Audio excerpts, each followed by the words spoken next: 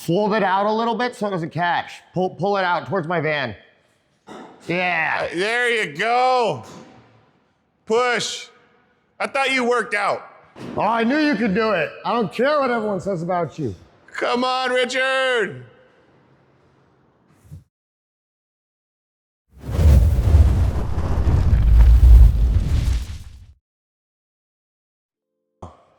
I'm Aaron. I'm Chris.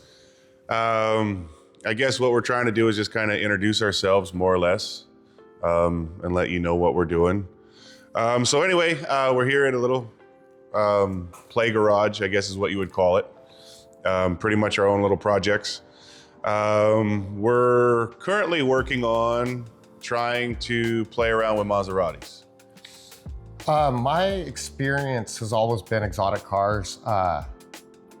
I've been at Lamborghini dealerships, I've been at Ferrari dealerships,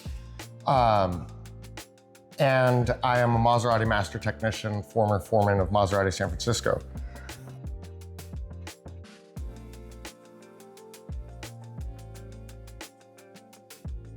Playing around with cars pretty much for a while. I played around with Harleys. I started painting, kind of taught myself how to paint on Harleys and everything else. So now me and Chris have been friends for quite a while. And Chris is like, hey man. I want my knowledge to go to waste. Currently, I no longer am in the dealership field, and I said to myself, you know, Maseratis are, I know those cars up and down. I worked for Maserati dealerships for over 10 years. I feel like I cannot let that knowledge go to waste.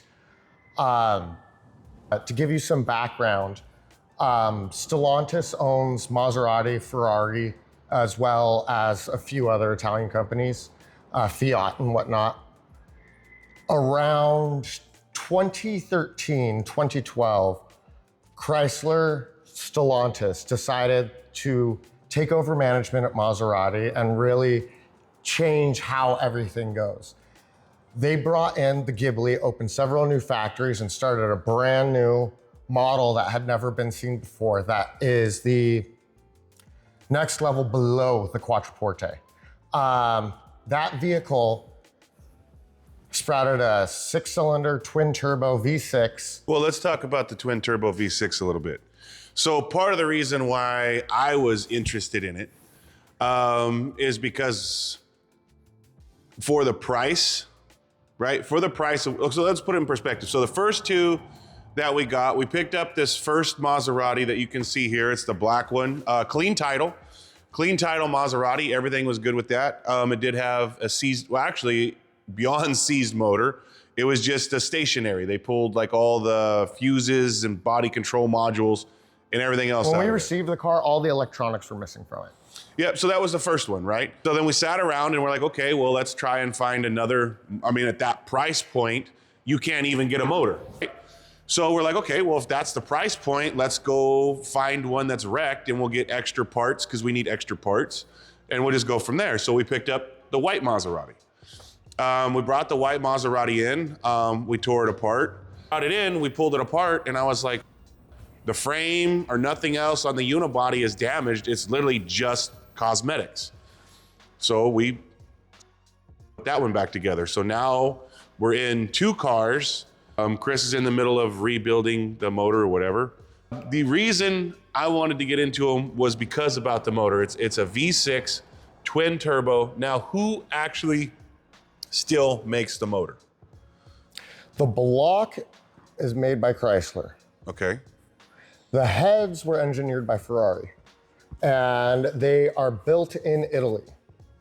So technically it's kind of like, I guess, a fusion between the two, but it's still a very fun V6. So to put it in perspective, blue top. All right, so when you talk about a blue top or a silver top, because I didn't know this, and this is a lot of the information that's coming from Chris, what is a silver top or a blue top, and what does it look like, and what's the deal with those? Okay, so the Ghibli came with two different V6 engines. It's a V6 twin turbo. You can see the turbos right here. It's available in both blue and silver top. The silver top is about a 300 horsepower engine. The blue top is about a 400 horsepower engine. Silver top came in the base model cars, whereas blue top came in the SQ4 models. Oh, and the differences between the engines. So the differences between the engines, they have different injectors, they have different engine mapping, different camshaft profiles, as well as horsepower and torque options. So if you were looking and like, say you saw a silver top sitting around, and could you buy that silver top and then for a couple $100 turn it into a blue top, or would it just be better to just save your money and get the blue top? I think you can see the apprehensiveness in my face already, but the ejector's got to be changed, the ECU has to be changed, the heads have to be changed. It's not worth the price. It's not worth the price. Not worth the price for what the price of the cars are right now? No. Got you. So with the blue top being around a 400 and something horsepower car, it's definitely going to be a fun experience, right? Like I grew up, well, hell, one of my first cars was an SS Camaro when I was in the military, right? It was when the first LSs came out. I believe it was an LT1, right? LT1 Camaro, 6-speed, really, really cool. Man, I fucking love that car, dude. It was awesome.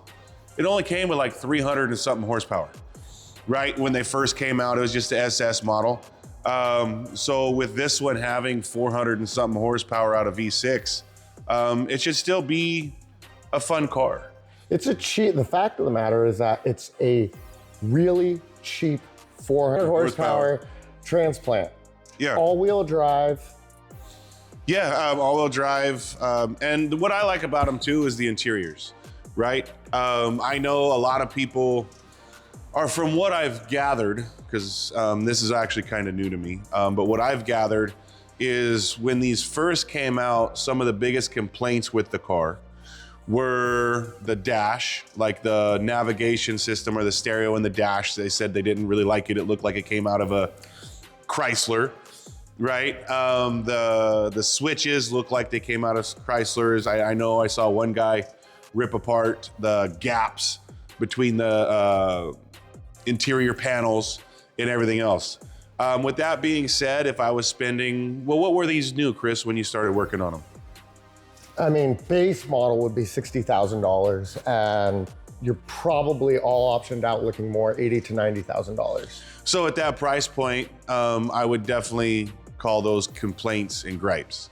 But on the other end, for a car that you can pick up for around $20,000 in a good condition. I mean, well, especially like with the white one. Yeah. Right? Look.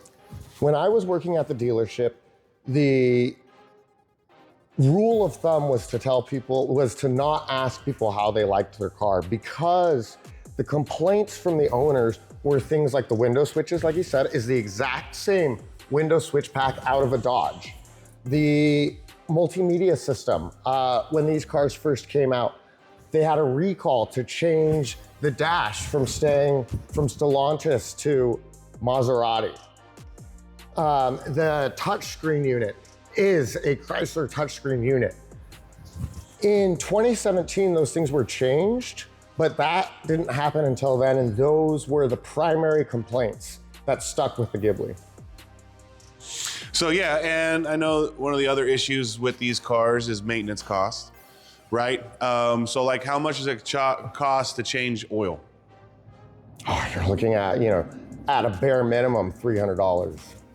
To do an oil change, and that's taking it in and whatever, which the cool thing is because Chris has the knowledge and stuff, we'll kind of show you how to change oil, right? And there's some other tricks and tips. I mean, I think that Chris is going to show us along the way.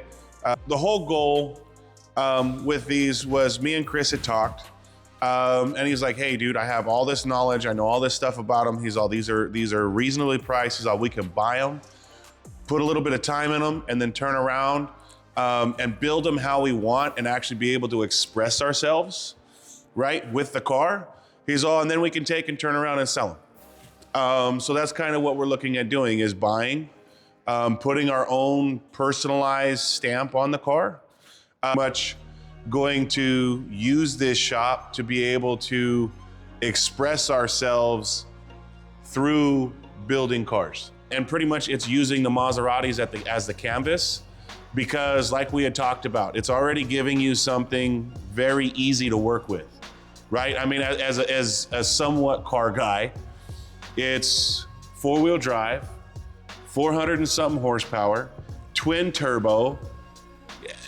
I mean, the building blocks are there to kind of like have fun with something. You know what I mean? So we'll take it, do whatever, and go from there.